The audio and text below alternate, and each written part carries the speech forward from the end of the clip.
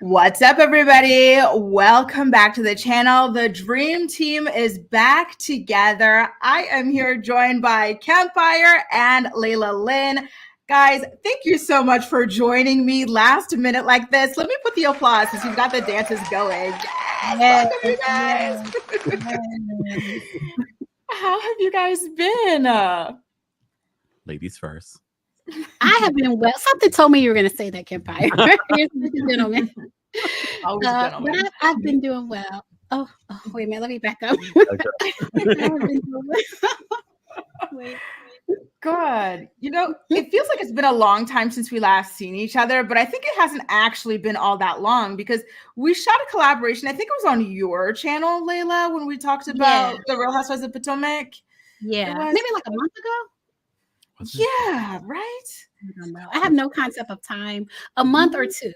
1 to 2 months ago. It feels like it, but it's great to see you guys again. How is everything going? Do you guys have any cool projects coming up or anything like that in the works? Oof, I'm touring right now. I'm doing live shows across America. That's amazing. I love it. Congrats, Campfire. I saw your New York show in the channel member section of your channel. That was so good. Congratulations. How's it been seeing all the other YouTubers in person? Oh my gosh, it's been actually really cool because we do so much stuff on the internet, so we don't get to meet our communities in this way. And shout out to London, they really inspired me to do this sort of like meet and greet sort of situation. So it's been great. We did New York, we did DC, we have Philly on March 7th next week, literally. So and we have some other dates that are coming up as well. So I'm excited. It's a lot, but at the same time, it's fun once I'm actually doing it and I'm meeting everyone. That's absolutely incredible. Congratulations. I feel like I hate to compare you to anyone, but I feel like we're meeting. I don't want to say the next Indy Cohen, but in that vein, you know what I mean? Like we're meeting you here and you're about to blow up. You know what I mean? I your nipples, y'all.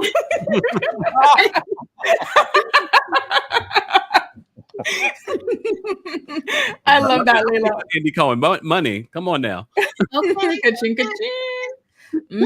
I sure hope so. Listen, I think it's always so amazing to see like so many people like rise up. You know, it's amazing. I'm so happy for you and happy for you too, Layla. It seems like you've been transforming your channel as well, exploring with different formats and everything. So good for you too. Yes, and I'm loving it. I'm having fun on my channel, so I'm enjoying it. Yeah, and that's what you should be doing, having fun. Yeah. But sometimes YouTube gets stressful, especially dealing with celebrity news. It can get a little bit stressful, but I feel like the fun is coming back for me for YouTube. I love that. I'm totally with you. Exactly. It always feels nice when you're able to take a step back and try something different, creatively speaking. You know what I mean? Yeah. So like, just such a pleasure to be able to do that. You guys, we are supposed to be joined by Stephanie from Wine and Chill as well at some point in this stream. She's going to be giving us some legal commentary in regards to these hot topics that are trending right now on the internet. I wanted to start off a little bit light. So would you guys like to talk? And by the way, thank you all so much for joining us. Would you guys like to start talking about Porsha Williams and Simon Guobadia? Because that story is just insane. Lord have mercy. I mean, not to take over, but because we are the dream team and people always see us, we did a collaboration, Real Housewives of Potomac for 2 seasons. We just got the seating chart. Did you see the seating chart for Potomac? I sure did. I know people did. are going to want to know our thoughts on that. All right, let's get into it. Do you want to give your thoughts first, Campfire? Because I already tweeted mine, and it's a one quick, simple sentence. All it said is, it said, thank God, Giselle finally does not have first chair. Now we know, like they're saying, listen, you two are replaceable. Get it together. Yeah, and Karen deserves her chair next to Andy because she worked overtime this season. To try and bring this divided group of women together. Yes. And for those that didn't see the seating chart, Mia got the next seat next to Andy. And I know a lot of people are like, why is that a big deal? For us, I know for you, Grace, it's not a big deal to us, but the Bravo universe makes it such a big deal.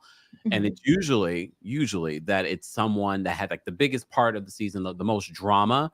But Kenya Moore said during her Carlos King interview that it's also a power position. So Absolutely. certain people, even if they didn't have a big season, they always have that seat, and that's Giselle for the majority of her time there has sat next to Andy. So for this to be the season where she does not, it's pretty telling.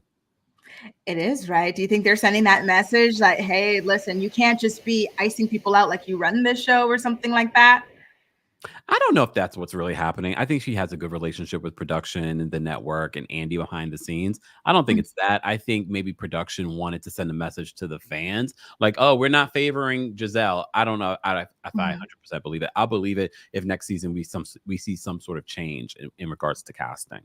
And how do you feel about Giselle, Robin, and Karen all being on one side, and then you've got Wendy and Candace on the other side? Is that kind of interesting to you as well?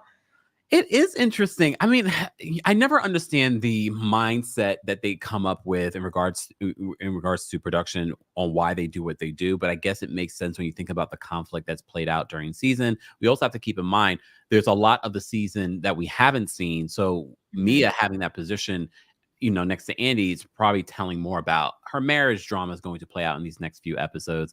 How have you felt though about the season so far? I haven't loved it, to be honest with you. I've been keeping up, but kind of reluctantly, regretfully, just because I know that, like, you, Layla, and I, we like to touch base every now and again about like the show and everything like that. But it's just it's too mean. It really, really is. I feel like they're always looking for opportunities to be mean rather than opportunities to laugh and have fun and have light shade. Like most recently in this last week's episode, for example, Robin bringing up that Wendy and Candace exchanged glances over Giselle's story about her daughter going away to university. I feel like that was blown out of proportion, to be honest with you, out of boredom. Like stuff like that I don't love. What about you? Especially because they were having a good time. They were playing that game.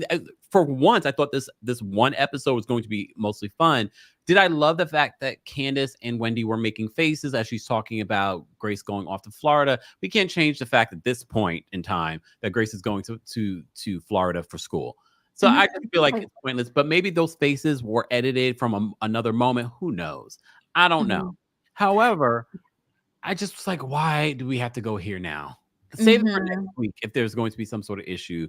Y'all clearly don't like each other. I don't know what needs to happen over at Potomac, but the resounding criticism that everyone has been saying this season, it's been boring. They haven't been entertained. Honestly, I haven't. And we've recapped it during the good seasons. It was so good. I remember the hay times with you and Layla. We were just having a ball because they were having a ball. Like, they had the mess and stuff, but it wasn't ugly. It wasn't mean. It wasn't hateful. Like, for example, there was another thing too. Oh, I see Layla is back. There was another thing too that really like annoyed me, which is Giselle crowning Nneka, the new Grand Dame of Potomac.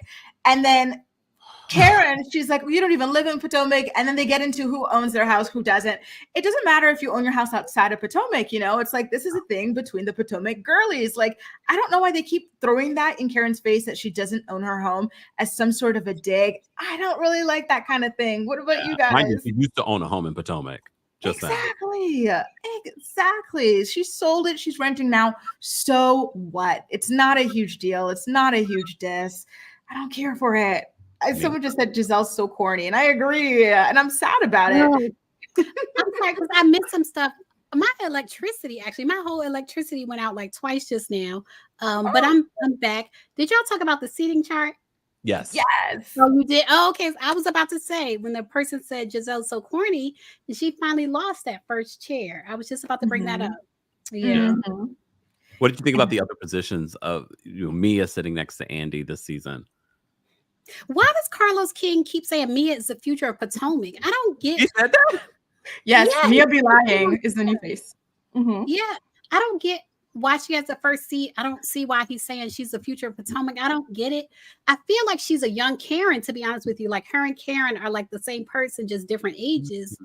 And Karen, her background is a little different, but the basics are the same as far as marrying an older man and things like that. So I can see why her and Karen have that beef that they have, but I don't see why Mia is, first chair. Yeah. And I don't mean to hate. I never want to be a hater. I don't mean to be a hater. I just don't see it. Yeah. Well, that's not being a hater. That's your honest opinion. Yeah. Okay. And you know what? I have to admit, and I know this is kind of like, this is something we talked about when we used to recap, and I see Stephanie's back too. I like Mia and all of her pathological lying, you guys. It's funny to me. Now she's a stripper with an inheritance, and Gordon was broke, but he was giving her $10,000 a night. I love this. It came in at a spicy time. How are y'all? Hey, Stephanie. So, guys, we are joined by Stephanie from Wine and Chill. She is a recovering lawyer who is going to be helping us explore these other topics going on in the celebrity world right now. So, shifting off from Real Housewives of Potomac to Real Housewives of Atlanta, let's talk about Simon and Porsha. Porsha recently filed for divorce from Simon Guobadia after only 15 months of marriage. Once it came out that Simon is not who he claims to be, and that his position in the United States is a little bit on the illegitimate side as well. He's under like a false name, a false visa, and everything like that. So I kind of want to know, were you guys surprised that Porsha ultimately went ahead and decided to file for divorce? Did you guys think that they were going to fight it out or anything like that and stick together? Really? I predicted that this was going to happen. I just didn't think it was going to happen this quickly. I thought it was going to wait for it to be on the show. But maybe she found out something. Well, I mean, a lot more is coming out about Simon, but I wasn't surprised at all. No. What about you, Layla?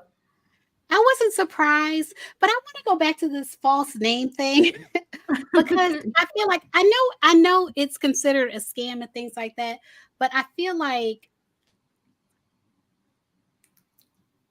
I don't want to say because I know people like from different countries who have like more than one name. You know what I mean? So it's just an alternate. Like, what did the lady say? I'm giving you alternate facts. I just think it's an alternate identity. Alternative facts. That's what it is. It's alternative facts. I do feel like his name, like people when he was younger probably did call him Simon. I don't think it's completely made up. Okay. But I do think it's, it's a second identity. Okay, Layla with the lawyering. You need to help represent this man. that imaginary pen name, as we in Jamaicans would say, your pen name. The pet name, yes. Maybe Simon is his pet name. I mean, I feel like it's his Christian name, to be honest with you. Say again? I feel like it's his Christian name. Like, you know what I mean? He has his name, but then he has his Christian name. I would say the only thing is INS. The immigration services would say they don't care about if it's his nickname, his pet name. It's not the same as the name he entered into the country in the first time. I would say that's why he's in that problem. Yeah. Exactly. And I want to get into that a little bit with you, Stephanie, but really quickly, I want to thank Foxy for the super chat. Foxy, you are always so supportive of the channel. Thank you so much. It's so nice of you. So Porsha, when she filed a divorce from Simon, she made sure to include his Christian name or his pet name and his real name. She included both. So does that mean something to you, Stephanie, in the legal world? Does that mean that she really doesn't know which Simon she married? I think, I think that's a good point. I think it would allude to the fact that she's like, it doesn't matter which one and under what paperwork. I am trying to separate my assets from whichever version you want to present yourself as now. Because I think it's become very clear that she might have more to lose than him. He seems to like to live his life on the edge. Because I personally wouldn't play with the federal government.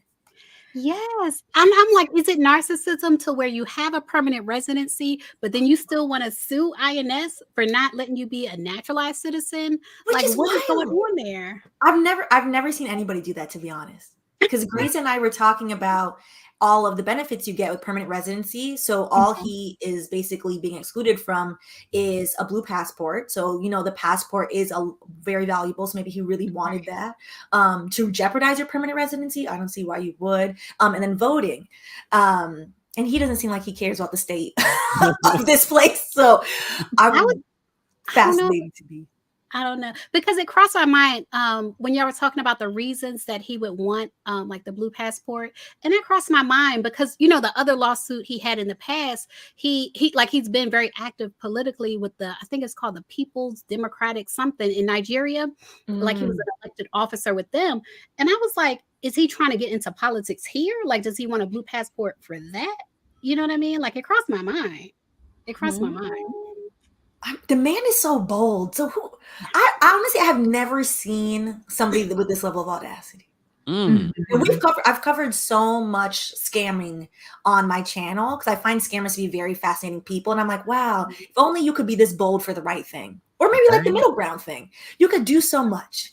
And I've never seen anybody be like, yeah, I'm going to play in everyone's face for decades.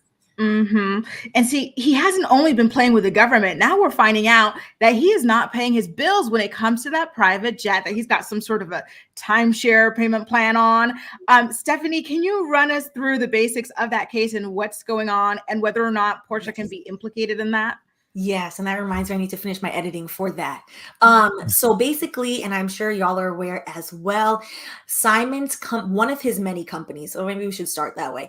Simcoe Petroleum. So he allegedly owns a refinery import-export business, which my dad is a truck driver for many years. It is a highly regulated industry to be in anything having to do with oil and gas. So I thought that was very interesting, and that's red flag number one. So allegedly that under that company, that LLC, he contracted with essentially like a private plane Uber service, where to your point, Grace, he could own a fractional share of a leased Cessna, which is one of the smaller jets. Which is interesting. Why you would want to lease a fractional share is beyond me. It's about 12.5%. He allegedly did not pay them for many years. And so they sued basically 2 breach of contract claims saying, hey, you owe us about $960,000. It then got dropped down to $800 and something thousand, but it's plus legal fees, plus interest, etc. And yeah. So I think it's very fascinating in that not only are you going on lavish trips, you have Porsha going on lavish trips thinking, she is living it up. Meanwhile, the creditors are looking and saying, actually, you know what? Let me remind you, you owe me some money. Exactly. And so Simon, he got this lease through his company. Is that a strategic thing so that the company can bail and then he won't be liable for it personally? I think that's what he's trying to do. However, there's a concept in corporate law called piercing the corporate veil, which essentially Simon is probably, I would guess, this is just an assumption and a guess based on the messiness of how he likes to move around. Piercing the corporate veil is if you have an LLC and you basically commingle your funds. So Simcoe Petroleum, he's actually paying his rent because that house is not owned. Yeah. He's paying his rent out of Simcoe Petroleum, their bank account. If he's going to Dubai off of Simcoe Petroleum, etc., and it's not a business trip, the creditors can then sue and say, actually, we have pierced the corporate veil because you're just using this corporate instrument, is like what you call different corporations, as just a front, and really it's just for you. Because what he's likely doing is taking out loans under all of these various LLCs. And I looked them up. He has registered under various versions of Simcoe Entertainment, Simcoe, what were some of the other ones? Like various random names. Fallon's name is on one of them spelled wrong, which I thought was very interesting. Well, let's can we pause and get into that real quick? For sure. Because I saw on some documents, because I was looking for their divorce documents, and Fallon was coming up. What's it spelled? Faline? Yes, it was. And I was like, I was like, that's not how, I was like, maybe she changes it for TV purposes. And maybe that's actually the government correct spelling of her name, which I thought was really interesting. But that, that business is registered for the next, I believe, 4-ish years. So they've paid the registration on that one, but some of the other registrations he didn't pay. So they've lapsed. Yeah. Oh. I heard she had an issue with that. I don't know the background of it, but I heard Fallon does not like that whole situation. There's something there. I think if we spent a good 15 minutes, because the minute I saw it, I was like, oh, maybe he has a daughter. And I was like, no, this is Fallon. So Fallon was unaware that he registered that business in her name. Basically, is that what you guys are saying? I think she might be aware. Yeah, he used like she's a victim. I don't want to. She's a I don't know if I want to say victim or volunteer, but he used her. Allegedly, he used her. And I don't want to misspeak because I don't know the background. But Fallon was involved in some type of business allegedly, and that's one of the reasons Simon married her. Her name is definitely on the document. So I would be curious if it is a Erica Jane, Tom Girardi situation where he just put her name on everything and we can assume that she definitely was like, oh yeah, I know a little bit. Or if he was like, anyways, I know your social, and just put her name on it. I'd be curious. Do you think he tried to do that with Porsha, and that's why she's like, oh hell no, I'm getting That's a what I'm wondering. Yeah, I feel like he tried a little bit of funny business with her, because Grace brought up with me before we started this. She was like, one of the points that came out today that Portia's team filed the letter of preserving the finances, which is like really interesting in a divorce settlement, the financial documents. And I think because his money is a little funny, I think she wants to show like, hey, you tried to access my account this day and this day and this day, and like, what did you do? That would just be a guess. Oh my God. Scary. I was wondering, I had so many questions because I saw that, and I actually have a video that I'm editing on that, but I was just like, is that a normal part of a divorce? So early on, I don't think that that's so normal. I know people usually do it. So like if we were getting a divorce and in the prenup it says that you're entitled to spousal support, $50,000 a month, then you'd be like, yeah, I want to make sure Stephanie's money is not funny because she owes me the rest of my life $50,000 a month. But their prenup, from what it's being reported, says that their assets are supposed to be separate. So my guess would be her legal team, their only incentive to file that type of motion would be because he maybe has access to her accounts that she doesn't want him to have access to any longer. And it's literally not even a week since she filed. The quickness of it, I find really interesting, because I assumed that when Grace and I talked about it, my suggestion was like, hey, girl, you need a lawyer. I didn't expect the quickness of it. So I would assume that it's much worse than maybe we know. Honestly, you guys, I would not be surprised if he did access her accounts, because we know that with one of his ex-wives, I don't know if it's the first or the second, but she claimed that he had gotten her into a mountain of debt because he started opening businesses or getting loans or something like that in her name, or trying to use her name to help do things or whatever. I think she was aware of it at the time, but because he painted himself as a successful man, she didn't know that it would get her into financial issues when she was signing things. And then we also know that Porsha has a history. For example, when she was dating Dennis, didn't Dennis have her opening Peach Juice TV or something like that, trying to do business off of her name, some kind of streaming service? So to me, with Simon's history of that, and then Dennis's history, and then we saw that Dennis did that to Porsha, I wouldn't be surprised if Simon was able to do the same. To be honest with you guys.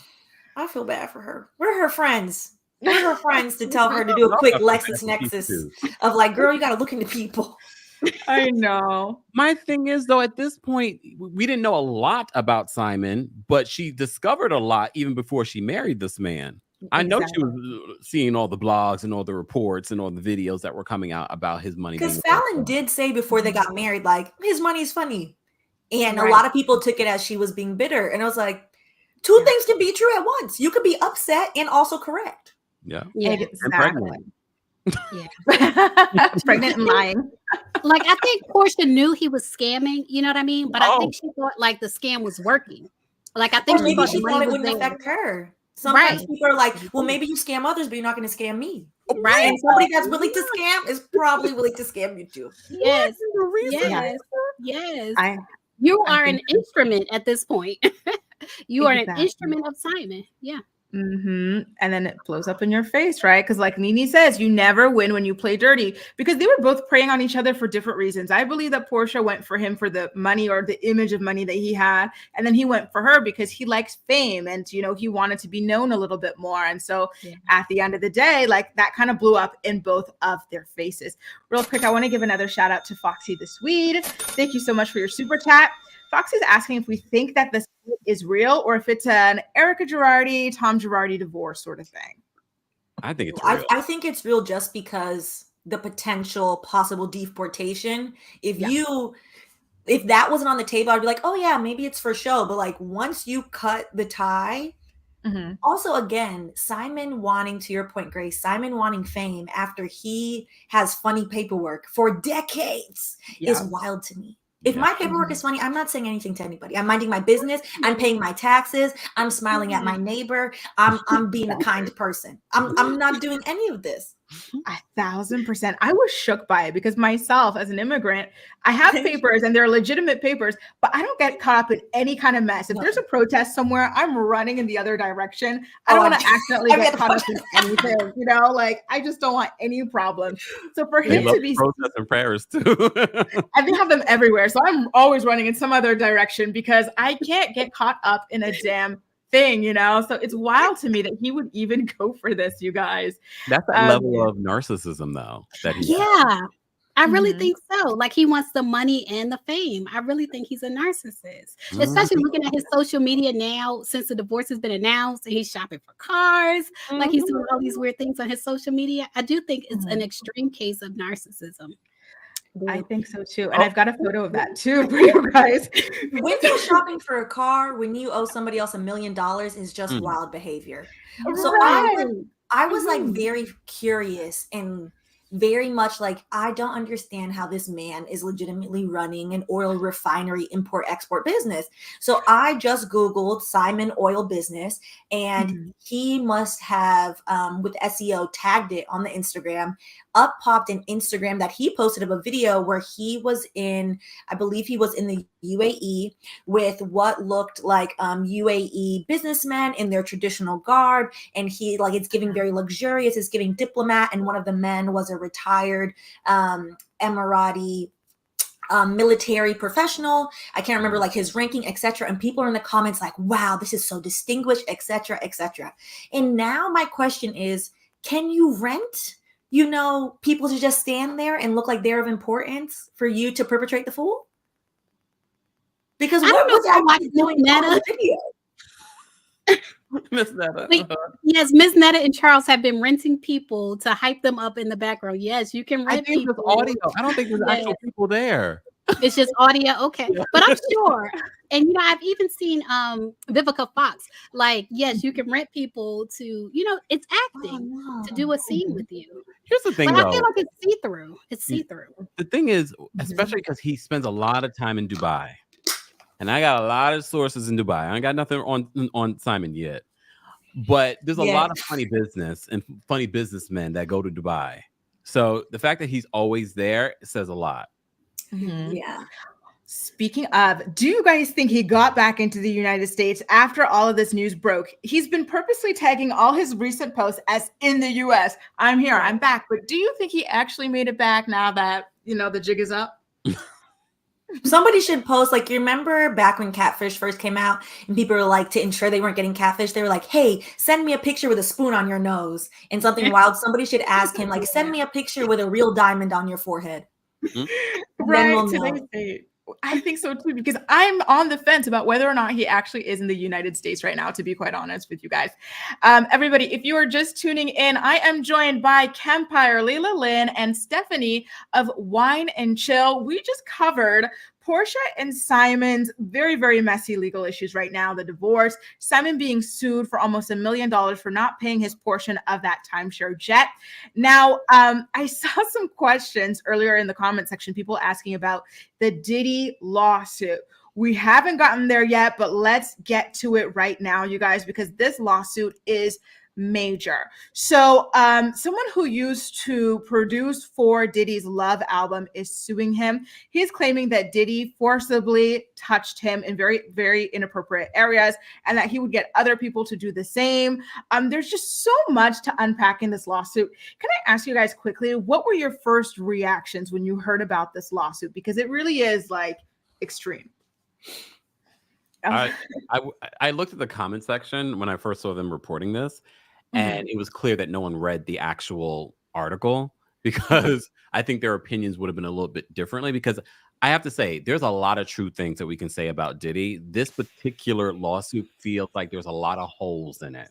It doesn't feel 100% legitimate like some of the other accusations that have come out. I think it's very easy to say a lot of stuff about Diddy because it's consistent with other people's real allegations. This particular one, I'm kind of looking with the side eye.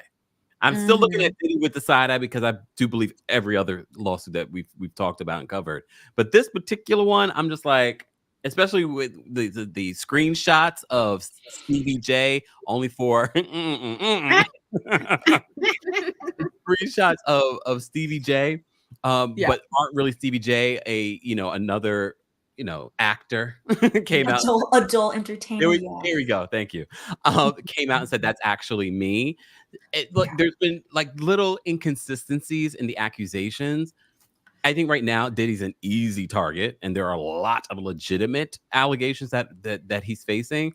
I don't know about this particular one, but this is why I'm excited to hear Stephanie's thoughts, because I'm sure Stephanie has combed through this lawsuit, which is 73 pages, I believe. Yup, it sure is. And it's funny. Let me not leave out 2 pages. And so I know Stephanie felt like there were some very important disclaimers to mention before we get into the lawsuit, because it is, like you say, Kempire rife with holes. So I will let Stephanie have the floor to talk about that a little bit more. Yeah, I think looking at that lawsuit, it's good, to your point, Kempire, that multiple things are true at once.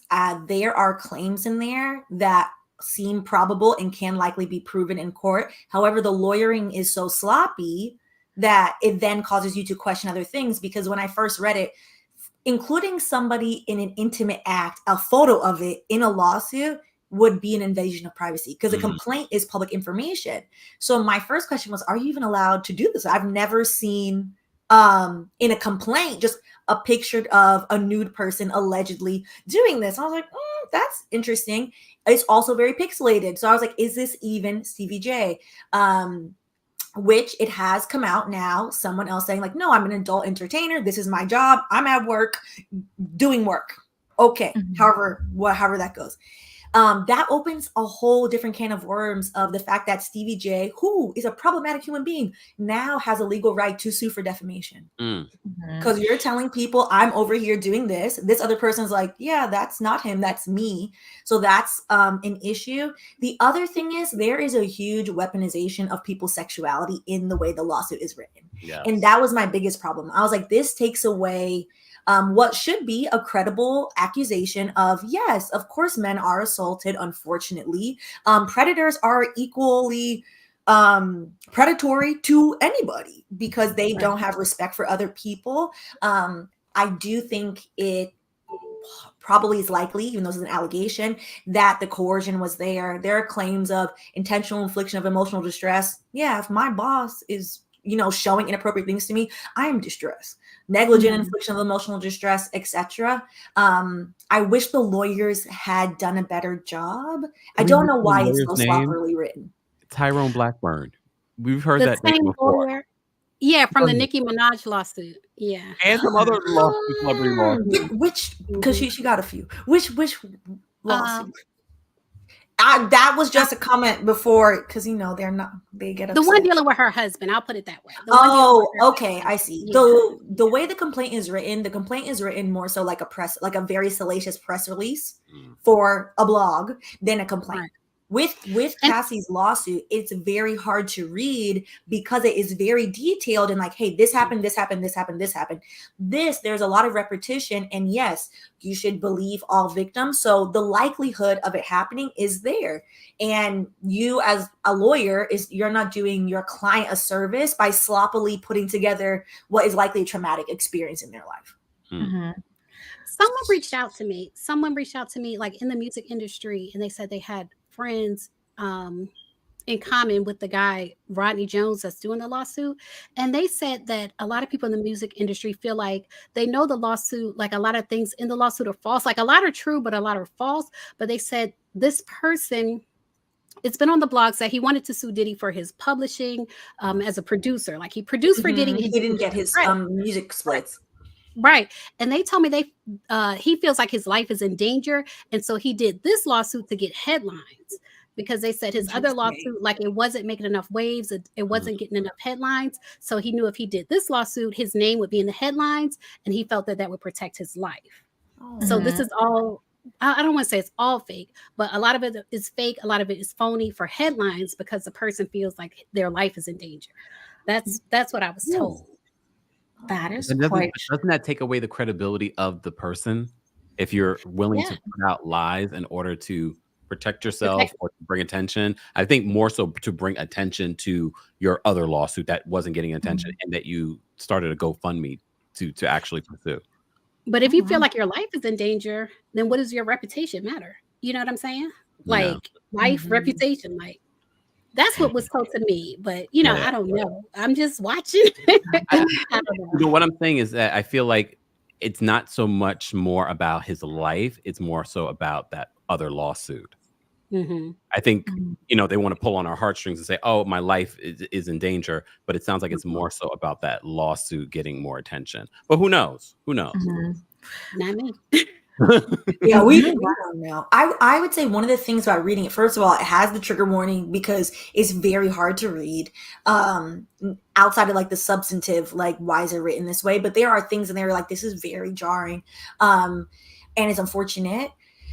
And I think particularly sensationalizing certain things, like for example, we're live. So I'm like, well, how to say it like in a way that the algorithm is like, this is fine. There are ways that you can tell it's completely sexualizing, sensationalizing people's sexuality because people are inherently, unfortunately, lots of people, not everybody, homophobic. And so that was a way to get more clicks on these blogs, which is unfortunate because again, should have just taken at face value. And that I feel is unfortunate because there are certain things that track exactly like Cassie's lawsuit. So like the mention of freak offs, etc. So again, to Kempire's point, I think there's a lot of truth mixed in with like, oh yeah, let me put the pictures and like get the attention, etc. Honestly, and it's interesting that we bring up the Cassie lawsuit because I remember early on in the pages of this current lawsuit, he mentioned the Diddy Cassie lawsuit. He said something about Diddy said something about that lawsuit, and so how he was stepping up his game or something like that, so he wouldn't get caught up again. So that to me kind of stuck out as well. I was like, wow, this kind of feels like a live, like this is really up to date sort of a thing. I want to go back to Layla's source claiming that this man feels like his life is in danger. Do you guys believe that? Because as soon as I heard that, what did I think about? How in the lawsuit, he claims that Diddy and his son went into a bathroom with a man who they were fighting with earlier, and the man wound up shot. Okay. And then we also heard in the Cassie lawsuit about how Diddy blew up Kid Cudi's car. And then we also heard about him in the 90s with the nightclub thing. Like there's always something surrounding him and like people's lives being in danger. So do you guys believe that there is a threat, credible threat on this man's life? I think most of it is credible, to be honest. I think it's just written in a way that is a bit like, this didn't need to be written in this way, to be honest. Especially, I feel like that's how this lawyer writes, though. Like even his other lawyer is sloppy. Yeah, maybe. But I feel I like always that's say this on my channel. Like you always can tell the type of lawyer in the way that they write the complaint. The lawyering is sloppy for no reason. And this lawyer is also the one who did the T.I. and Tiny case. Yeah. Remember, T.I. and Tiny were accused of having women in their dungeon or something like that. This is the lawyer who was fronting that case, and that case didn't work either. So, can I ask you, do you guys think do you guys have a certain thing in mind when you hear about people going to lawyers who have reputations of going for salacious cases or something like that? Does that make you feel like the claims are less legitimate or that there's something kind of off about that? I mean, as soon as I saw Tyrone Blackburn, I said, oh, Lord. But however, it wouldn't change my mind if there weren't holes within the actual, case. Because I as soon as I got to the part where, Tyrone, not Tyrone, not Tyrone.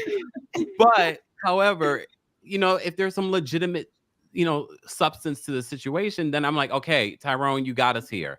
But look, Stephanie pointed out all of what was happening in this, document. That's not. There's so many things in the document. Yeah. I think, to be honest, also from a believing victim side, I think when you have been victimized, you're like, whoever takes my case, please just help me.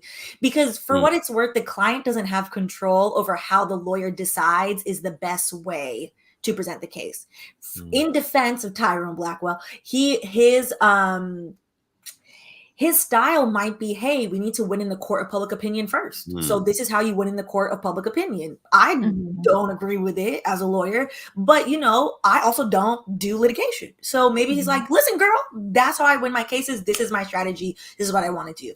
if that's what you want to do, I think protecting your client a bit better to make sure all of the photos are accurate is, Exactly. you got to at least start there, because now people are like, hey, to the actual client. They're not questioning the lawyer. Yeah. They're questioning the client. They're like, are you lying? It's like, no, I wasn't lying. I told the truth. I'm frightened. This happened to me at work, etc., etc., etc. So I think that is kind of placing the blame like where it belongs gets muddled. Yeah. Good point. Yeah. So how can Diddy move forward in this? I know when we were speaking about this the other day, Stephanie, you mentioned something about vexatious litigation. Are you able to talk us through what that is and how Diddy or Stevie J can use that to their advantage moving forward?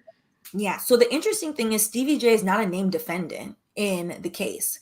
He just is listed as somebody who's participating in salacious partying. I don't think in the complaint it says non-consensual in the complaint, for what it's worth. So vexatious litigation is when you use the court system to be salacious and you're like, hey, I just want to say all of how much I hate Kempire and I can't stand him. This is not true. I think you're wonderful.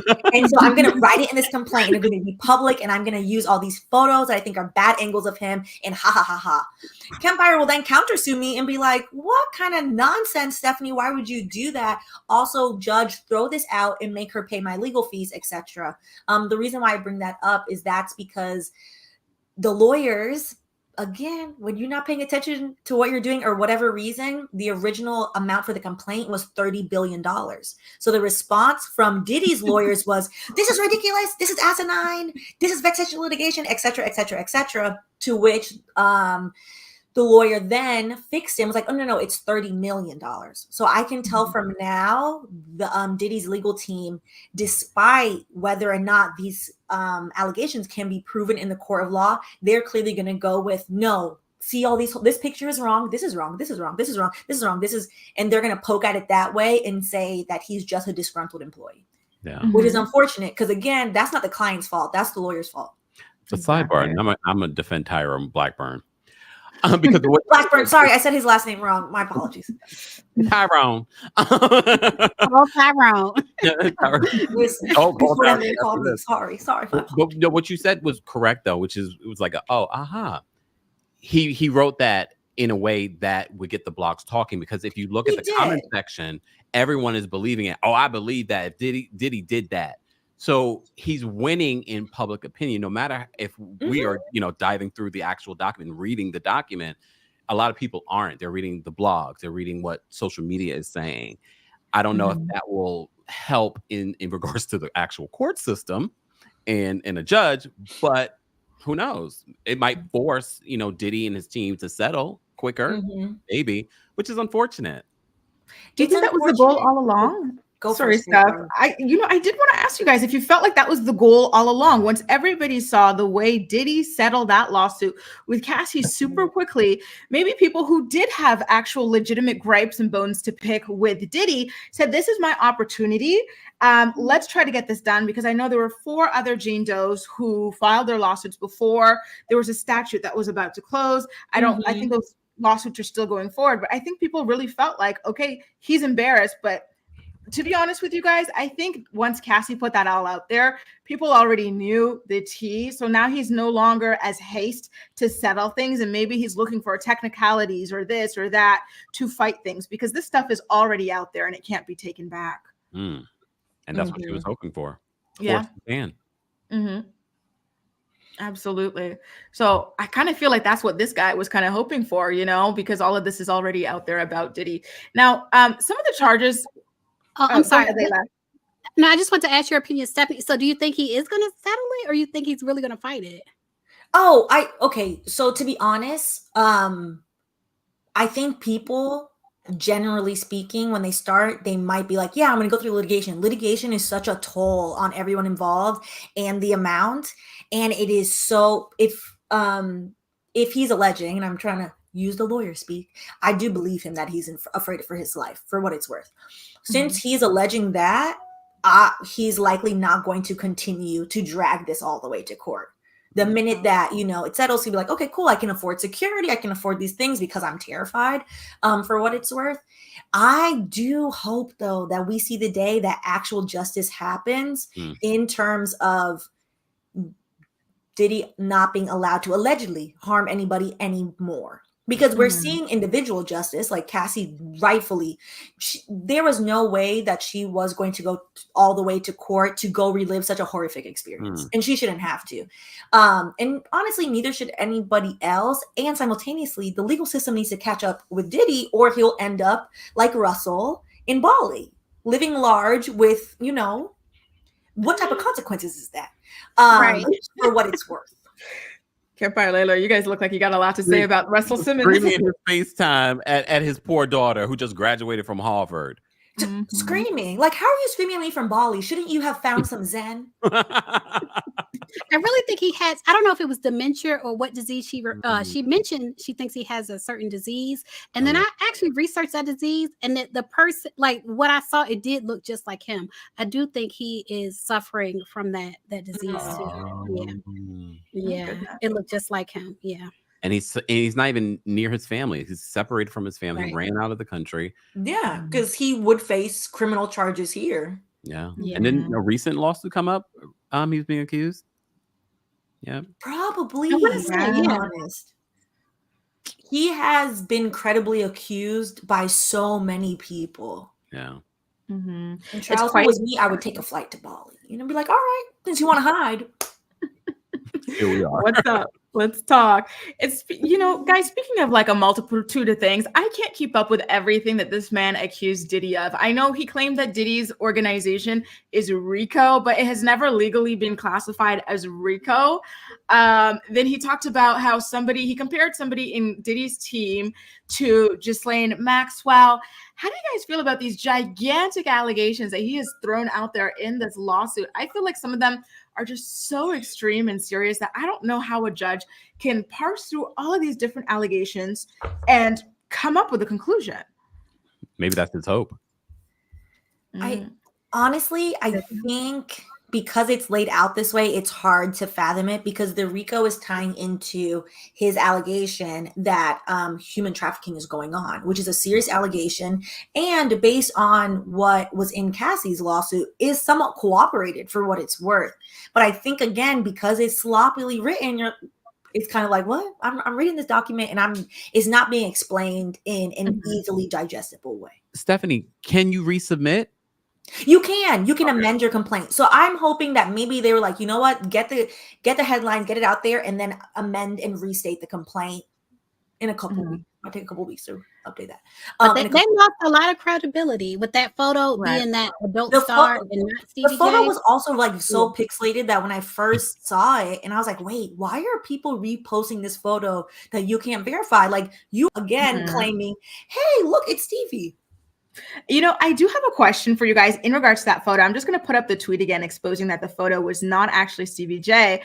But in the lawsuit, he said that Diddy claimed that it was Stevie J participating in that activity in the video, but that he didn't know for sure if that was the case. So did he kind of low-key save his own behind with that? Lord. See, this goes back to my point. That he's like, let me read the language while Layla talks. Okay.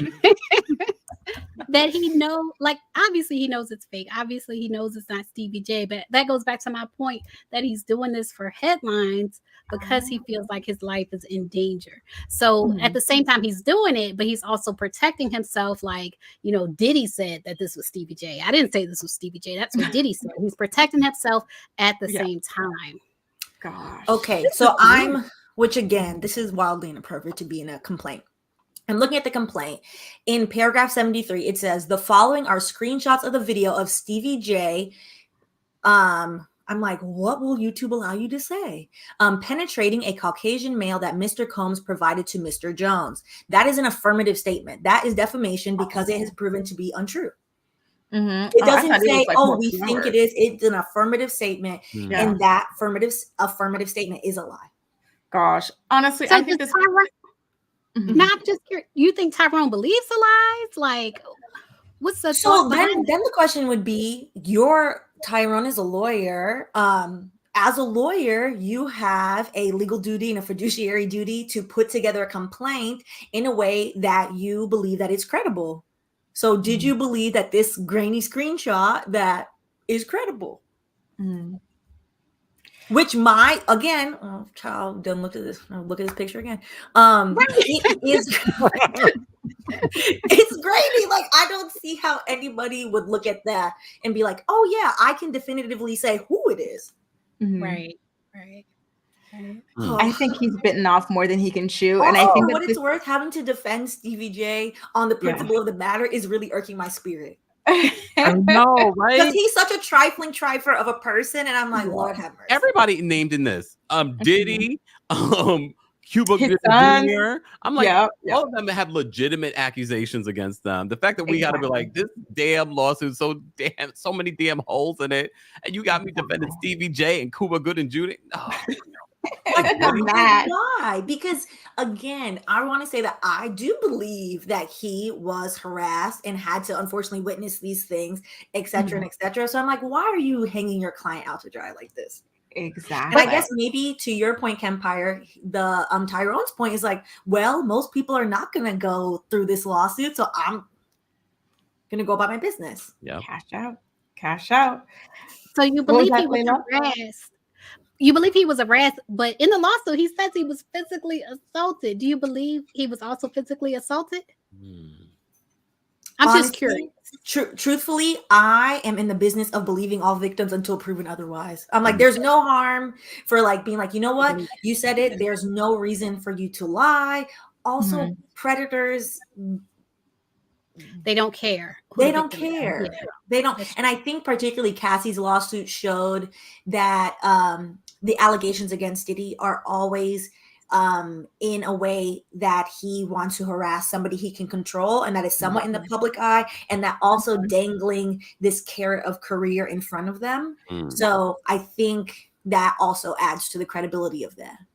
And exactly. Also, and if I'm proven wrong, I will go and be like, oh, I'm sorry, he was wrong, but I don't doubt it.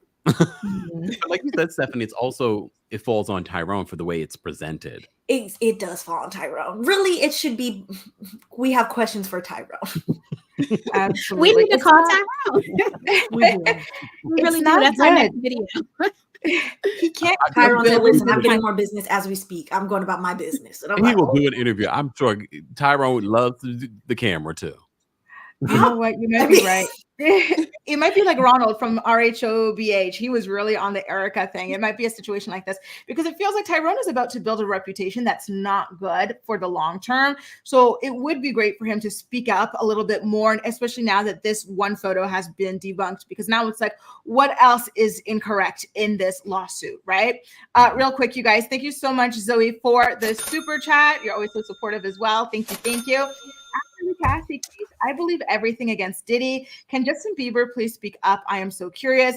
Listen, I felt the exact same way. Before I even read the case, I said, if it's against Diddy, I'm believing it. You know, unless it's proven false, because he has had this reputation for such a long time.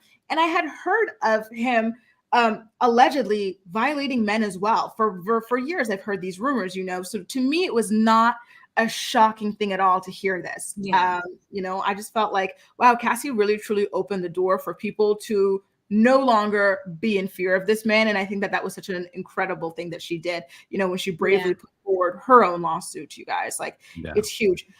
So we were talking a little bit about Diddy kind of leveraging his fame and stuff to get people to stay, because when I was reading this complaint, I said, how is it that this man, like, how did he go through this? You know, mentally speaking, like, it's really, really difficult to have these things, allegedly happen to you on a consistent basis. So what was keeping him there? You know, not as a thing of doubt, but what was keeping him there? Like, what was happening? What kind of psychological thing was being dangled over him? So it turns out that Diddy had claimed that he was going to be giving him a house. He claimed that he would be able to get Grammy Awards. He also claimed that he was going to give him all this money. So or that he had the power to blackball him. So that's what he had in his head that was keeping him in this environment. Unfortunately, you guys, it really, really is quite shocking and sad as a case. So really quick, again, you guys, thank you so much for being here to join Campire, Layla, and Stephanie and I to talk about this case. I've got links to their YouTube channels in the description box of this video, so definitely do make sure to check them out. They all cover pop culture news in such an incredible and consistent way, and each person's take is completely different. And Stephanie is a recovering lawyer, so you do also get some more legal content from her as well, though she definitely does touch on pop culture too. So real quick, you guys, before we head out here, I want to ask each of you guys. So I will start, because I keep looking at the screen from this. I've got Campire, Layla, and Stephanie. I'll start with you, Campire. Everybody, can you please tell me what you think happens next with this lawsuit? Oh, well, I mean, I feel like that's more of a question for Stephanie, because Yeah. That's a question for Tyrone. Good point. Yeah, it's a question. It's a question for a lawyer. Here's the thing. I just implore people to read more than just a headline, read more than just, one particular source, because initially, like you said, Grace, when I saw the headline, I was like, I've been waiting for the man to come out with his accusations against Diddy. But I like all of you, read. I read more than just the headline, and I was like, something's just not clicking here. And then I saw more stories coming about discrediting certain parts of what was said in the court documents. So I don't know where this goes. And like I said, I feel like that's more of a question for an attorney, but I'm going to be watching. Yeah, same here. What about you, Layla? I feel like his goal was if the goal was to get his name out there in headlines, and let people know, that he is having this issue with Diddy and publishing and things like that, and he feels like his life is in danger. If that was his goal, I do think it's been accomplished. So regardless of what happens with the lawsuit legally, I feel like he may have accomplished his goal. You know what I mean? So basically, I feel like the lawsuit may disappear. It may disappear, especially, with the adult star coming out and saying that's him and the credibility being lost. Will that in turn help with his other lawsuit? Because you guys are mentioning there's something else about publishing rights. Will Diddy maybe pay up the publishing rights that he allegedly owes in order to shut this down and everything's good and cool? I'm sure that's his hope. Yeah. I don't know. Diddy was giving people, was it publishing he was giving people? What was that thing he was giving people that included the NDA so they don't talk about him and his mama? Publishing Their masters, for their songs. Okay. It was super disingenuous because it's songs from decades ago that now they're not getting the stream. So he's like, yeah, I'm not making money off of you. Here you go. Yeah. And it's not at all. Right. I still stream songs from decades ago. For what we're giving Danity Kane the monies. Yeah. And how about you, Stephanie? Let's get a nice legal opinion. But hypothetically speaking, how does this lawsuit move forward? Yeah. So I think what's going to happen is Diddy's lawyers will come back and say this is all false. Deny everything, of course, and then they're going to specifically do a motion to dismiss to be like, hey, not only is this a lie, this picture is inaccurate, this is inaccurate, etc. Then from a practical standpoint, attorney Tyrone will amend and restate the complaint and update everything and fix it, and then you're probably going to get a much more professional version of the complaint. I think that version of the complaint will be interesting to read. Because I think that then you'll get all of the fluff will get taken out, and you'll get hey, there are 15 claims currently. So I'm curious to know if all 15 claims stay, or if actually, there's 12 claims that they have all the evidence for. So I think that's what's going to happen. And then ultimately it'll probably settle. But I think side note to this, outside of this, I think this plus Cassie's lawsuit, since they got so much media attention, both of those lawsuits have allegations of trafficking in them. So I think you're going to actually get trafficking victims as well come forward, additional trafficking victims, correction, since Cassie's abuse would classify as that, come forward and press criminal charges. I think that's what we're on the cusp of seeing. I would hope so. If it's true, I hope so. I really I hope they find the strength to come forward because this is sick and it needs to stop. Do you guys think this is the end of Diddy? I know, for example, he was not able to show his face at the Grammy Awards this year and whatnot. Like, do you think this will blow over by 2025 or is this truly the end? Is he going to have the Harvey Weinstein treatment at this point? Because in my opinion, the stuff he's doing here, if it's true, the shootings, the trafficking, the underage, the this, the that, he's worse. I don't know if it's necessarily the end, like a Harvey Weinstein where he'll end up in jail, which he should. But I think his popularity, I think all of the rumors that we've heard over the years when it comes to Diddy have been slowly but surely confirmed. I think he's not going to have the same level of visibility and respect that he once had, rightfully so. Thank God. Thank God. What about you, Layla? To be honest, I hate to bring race into it, but I feel like sometimes there's a difference when the victims are white and the victims are Black, specifically Black women. And so with Diddy's victims being mostly Black women and then possibly Black men, I don't feel like it's going to go the Harvey Weinstein route. I do think eventually he'll be okay. Like he'll be able to show his face. I don't think he's going to get that same treatment, unfortunately. Oh, gosh. How about you, Stephanie? What do you see for Diddy in the future? I think Layla has like a really good point, which is unfortunate. People very much systemically, the criminal justice system does not believe Black victims.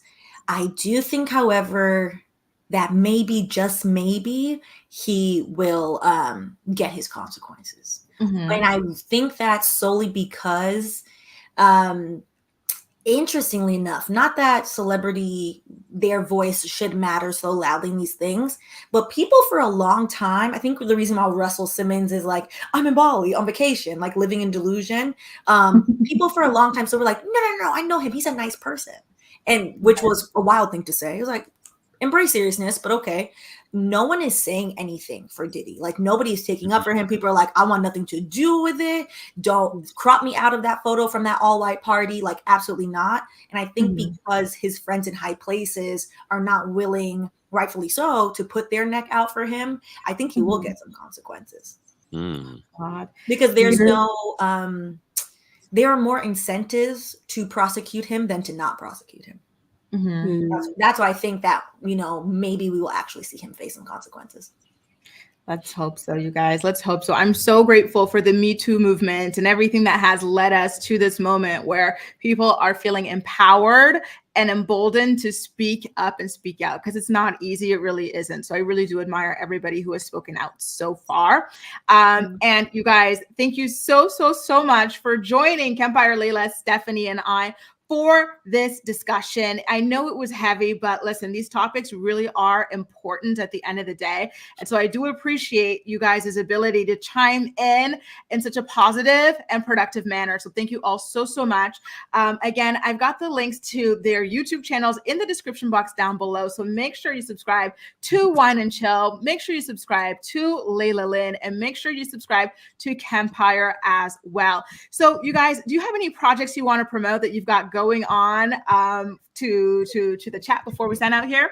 I'll start with you, Kempire. I know you're on tour. Where can people go to get your tickets? Well, I'll just let people know next Thursday, March 7th, I'll be in Philly for the Kempire After Dark tour. So if you like hot topics alive in your face, that's what we'll be doing. Philly is up next March 7th. And we have Nashville coming in July, along with Atlanta, Boston in May, and more cities are going to be announced. So follow me on socials. That way you'll be able to stay up to date on that. Love it. Layla, what about you?